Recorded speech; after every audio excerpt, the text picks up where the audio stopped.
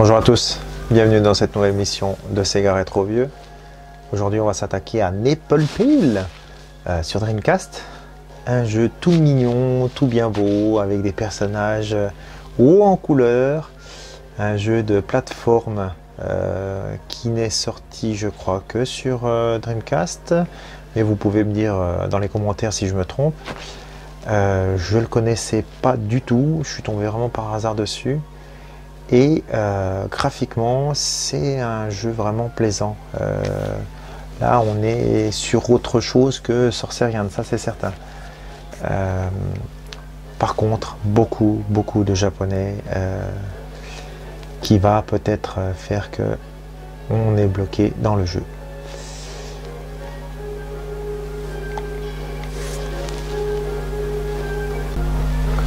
Le jeu est un mélange de RPG et de plateforme. Donc vous êtes une fille qui se réveille dans une sorte de monde qui est en proie à de méchants et elle est la seule à pouvoir sauver ce monde en compagnie là d'un petit bonhomme lutin, une sorte de lutin bleu là. Et pour ce faire, ben voilà, il faudra avancer. Il faut parler avec des personnages, certains ils sont importants. Ils nous apprennent des choses sur elle, sur l'héroïne. Bon, c'est tout en japonais, hein, donc c'est un peu compliqué. Mais là, vous voyez, les personnages sont hauts en couleur et vraiment très bien fait. La musique est bonne aussi. On est sur un bon jeu là.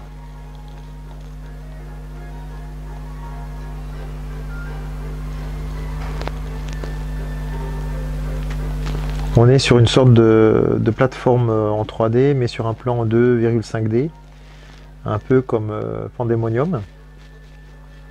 Le bouton A, il sert pour sauter, pour attaquer.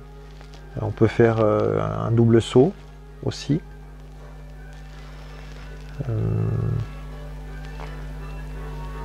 On peut transporter des petits animaux avec nous, jusqu'à 5 je crois. Et on va passer directement à la suite là.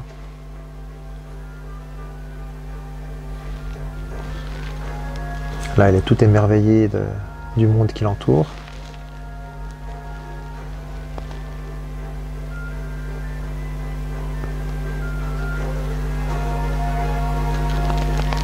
Chaque niveau est différent, hein. On a de l'eau, de je ne sais quoi, des labyrinthes.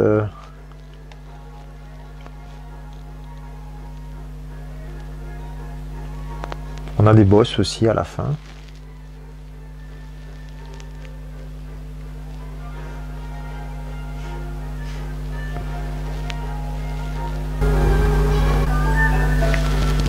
Donc cette partie-là, après beaucoup de discussions, on voit le restaurant, le 13 Eyes du petit lutin bleu.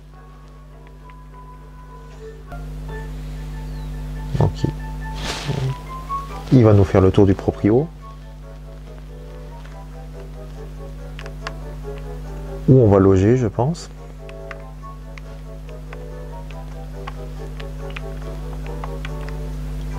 Le début du jeu est un peu fastidieux, hein, je l'avoue. Mais après coup, voilà, c'est le début, il faut passer par là.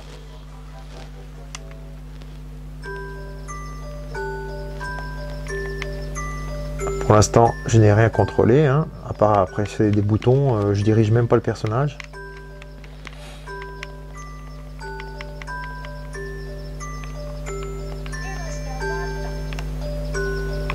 Enfin, voilà. Vous voyez les chaises là, la petite chaise, c'est mignon. Alors, quand je mets sur pause, on a le radar. Je sais plus ce que c'est. Pardon.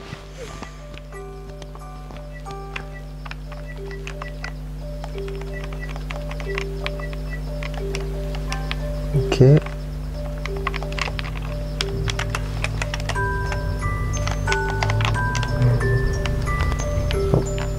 On voit bien les petites fraises de la demoiselle.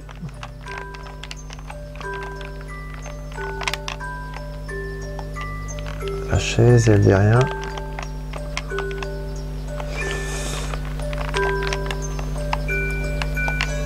Oui, on va sauvegarder.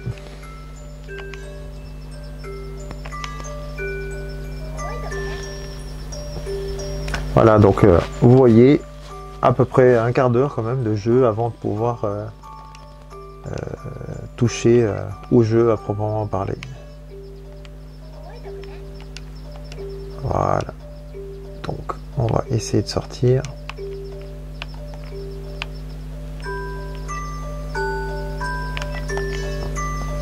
Là, je viens de dire que je pars. Hop, on va dormir.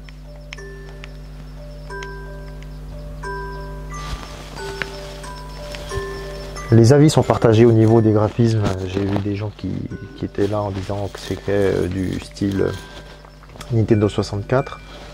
Moi non, je pense pas. Franchement, je trouve que c'est plutôt propre. Ça pixelise pas. Et voilà, elle s'est réveillée.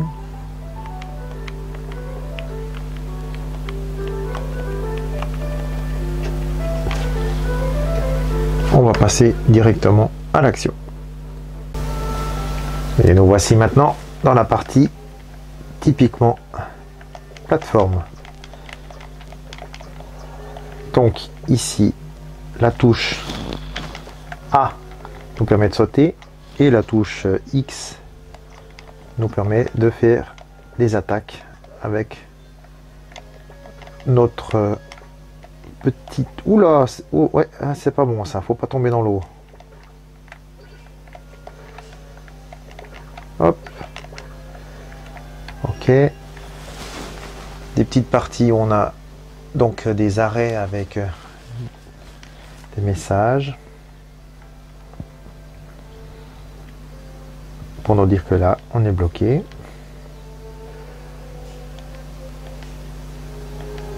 Hop.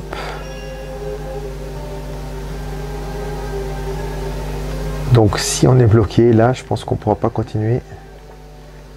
On n'a pas d'autre chemin non plus.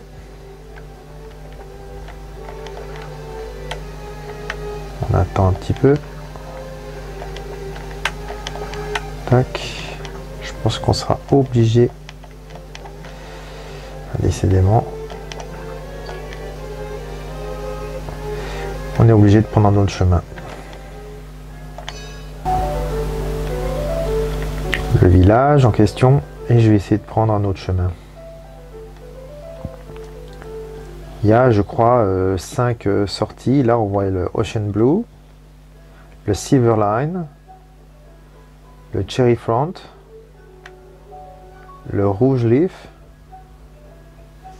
On va aller par ici. On peut parler avec pas mal de persos.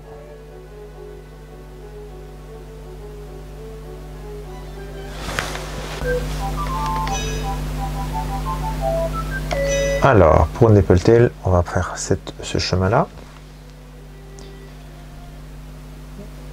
Juste faire cette partie-là, je vais vous dire un petit peu pour le jeu ce que j'en pense. Excellent jeu, vraiment très très bon. Il y a beaucoup de japonais, mais il en vaut la peine parce qu'il est unique sur Dreamcast, ce type-là.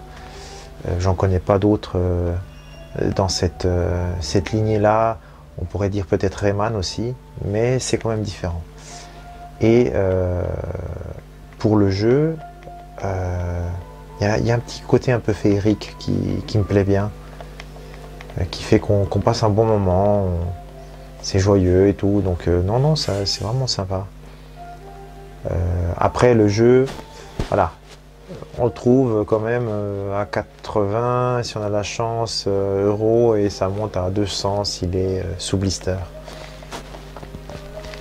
Mais un très bon jeu, vraiment, je vous le conseille. Donc là, j'espère que je vais passer quand même à l'action. Ok, donc là. Non, je ne peux pas. Ah, alors, je crois que je suis bloqué. Quoique. Est-ce que je peux monter par là? Non.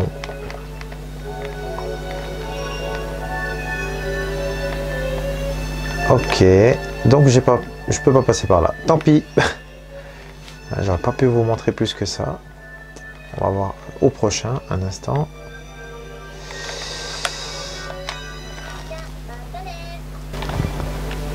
Donc voici une autre petite partie du jeu. Donc les ennemis, hein, pas très compliqués, on leur saute, on leur tape dessus.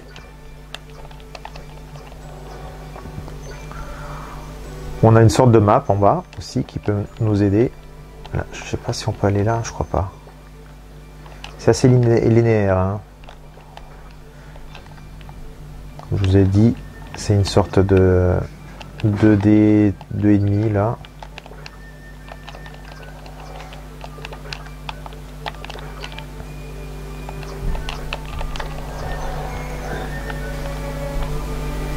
Alors, je sais pas ce que c'est ça. Tac.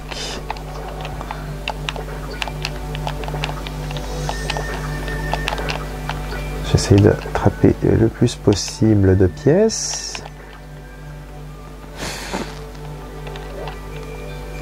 Voyez, c'est assez linéaire. Hein. Et c'est très bien comme ça, d'ailleurs. Hop, des petites particularités. J'essaie de monter là.